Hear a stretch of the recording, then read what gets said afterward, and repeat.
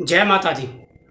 स्वागत है आप सभी का मेरे H S Bhardwaj YouTube channel पर। आज मैं आपको तीसरे नवरात्रि यानी तृतीय नवरात्रा चंद्र घंटा माता का है, इस संबंध में जानकारी दूंगा और पुत्र प्राप्ति के कुछ उपाय भी बताऊंगा। पुत्र धन प्राप्ति के ये उपाय बहुत ही चमत्कारी और प्रभावशाली हैं। तीसरा नवरात्रा 15 अप्रैल गुरुवार का है।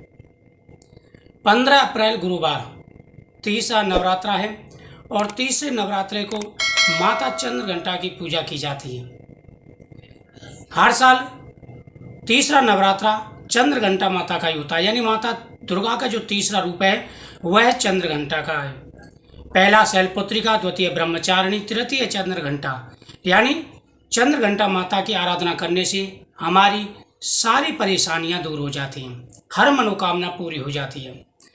माता चंद्र घंटा की पूजा करने से पुत्र, धन, सुख, समृद्धि, सौभाग्य सब कुछ प्राप्त होता है। इस दिन गणगौर व्रत भी है। यह व्रत बहुत बड़ा व्रत होता है। इस दिन गणगौर माता सभी की मनोकामना पूरी करती है, यानी माता पार्वती और भगवान शिव की पूजा की जाती है। माता पार्वती ने इस दिन भगवान शिव की बालू की मूर्ति बना करके, शिवलिंग बना करके पूजा की और भगवान शिव ने प्रसन्न होकर के वहाँ पर प्रकट होकर के माता गौरी को आशीर्वाद दिया कि जो भी आज के दिन यानी गणगौर वाले दिन, गौरी तृतीया वाले दिन भगवान शिव की पूजा और माता पार्वती की पूजा करेंगे, उनके पति की लंबी आयु होगी, उन्हें पुत्र धन की प्राप्ति होगी। तो इस दिन विशेष रूप से भगवान शिव जी की पूजा का प्रावधान है। भगवान शिव जी को दूध, दही, शहद, शक्कर, घी से स्नान कराएं, जिसे पंचामृत बोलते हैं। उसके बाद में शुद्ध गंगा जल यानी शुद्ध जल से स्नान कराना चाहिए, गंगा जल डाल करके। उसके बाद में भगवान को फल, फूल माला, पान के पत्ते, नारियल, सुपारी हर चीज़ अर्पण करें और साथ में अर्पण करें इस दिन भगवान शिव को भांग की पत्तियां अर्पण करनी चाहिए। भगवान शिव को बेलपत्र अर्पण करना चाहिए। ऐसा करने से भगवान शिव हर मनोकामना पूरी करते हैं। इस दिन पुत्र प्राप्ति के लिए चंद्र घंटा माता की आराधना करनी चाहिए। साथ में प्रतिदिन स्कंद माता की पूजा भी जरूरी है। पहले मैंने आपको बताया था कि प्रतिदिन स्कंद माता की पूजा करनी है। इस दिन चंद्र घंटा माता को दूध से बनी चीज़ें अर्पण करनी है। खीर, बर्फी या आप जो भी चीज़ बना सकें दूध से बनी हुई, मखाने की खीर हुई, पंचमेवा डाल करके, केसर डाल करके, ये सारी चीज़ें चंद्र घंटा माता को अर्पण करनी चाहिए। चंद्र घंटा माता आपकी हर मनोकामना पूरी करेंगी।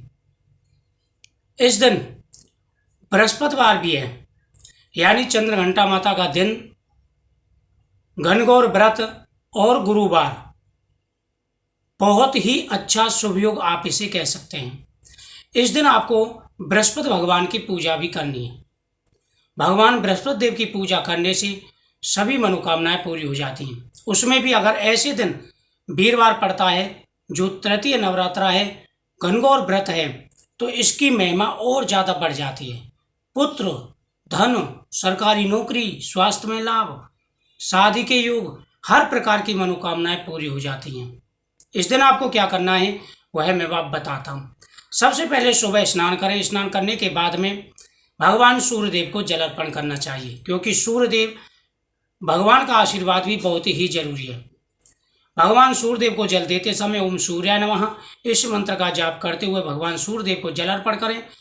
एक लोटे में जल, गंगा जल, शक्कर, चावल, पुष्प ये चीज़ें डाल करके भगवान सूर्यदेव को जल अर्पण करें।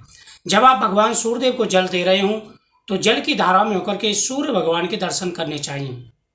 उसके बाद में आप भगवान शिव की पूजा करें।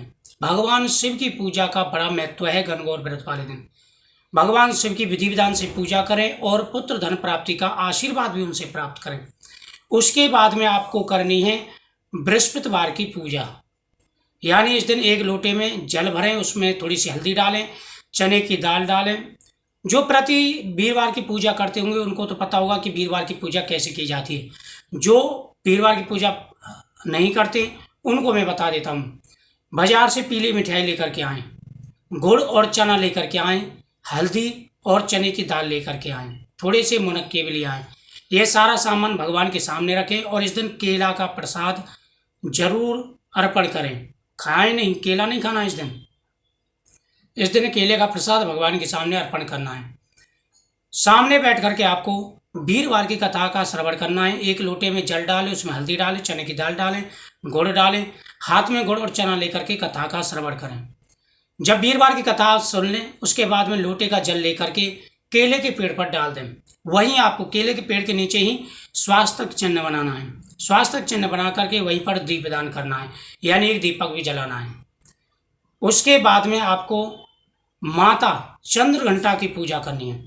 चंद्रघंटा माता की पूजा करते समय या देवी सर्वभूतेषु माँ चंद्रघंटा रूपेण संस्था नमस्तस्यै नमस्तस्यै नमस्तस्यै नमः, इस मंत्र का जाप करें। या ओम श्री शक्ति नमः, इस मंत्र का भी जाप कर सकते हैं। इस मंत्र का जाप करते हुए आप आहुति भी दे सकते हैं। माता को इस मंत्र का जाप कर सकते हैं। माता को प्रसाद अर्पण करें और जब आपका जाप पूरा हो जाए, आरती हो जाए, तब आपको इस प्रसाद का भोग भी लगाना और स्वयं भी खाना है।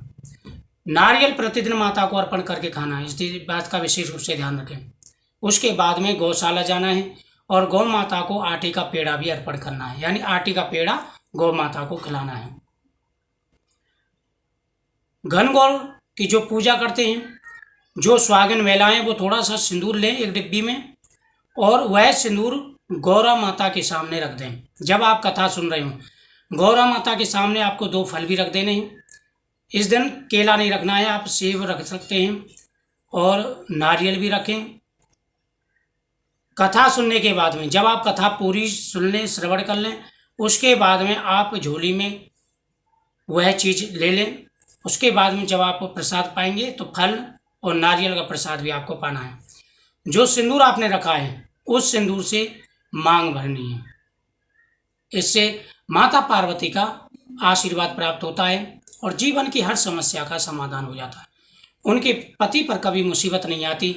जो महिलाएं माता गौरी के आशीर्वाद का यह सिंदूर अपने पति के हाथ से अपनी मांग में भरवाती हैं। तो इस दिन बहुत बड़ा यह दिन है, बहुत बड़ा शुभ योग है। आप ये पूजा जरूर करें। माता रानी की कृपा से आपकी सभी मनोकामनाएं पूरी होंगी और पुत्र धन प्राप्ति के लिए जो जो उपाय मैंने बताए हैं, यह उपाय जरूर करने हैं। भगवान बृहस्पति, भगवान शिव और माता चंद्रघंटा आपकी सभी मनोकामनाएं पूरी करेंगी। तो इस वीडियो को ज़्यादा से ज़्यादा शेयर करें, जिससे सबको पता चल सके। और जो भी चैनल पर है, चैनल को सब्सक्राइब करें, बगल में बेल आइकन बटन को प्रेस जरूर कर दें। जय चंद्रघंटा माता।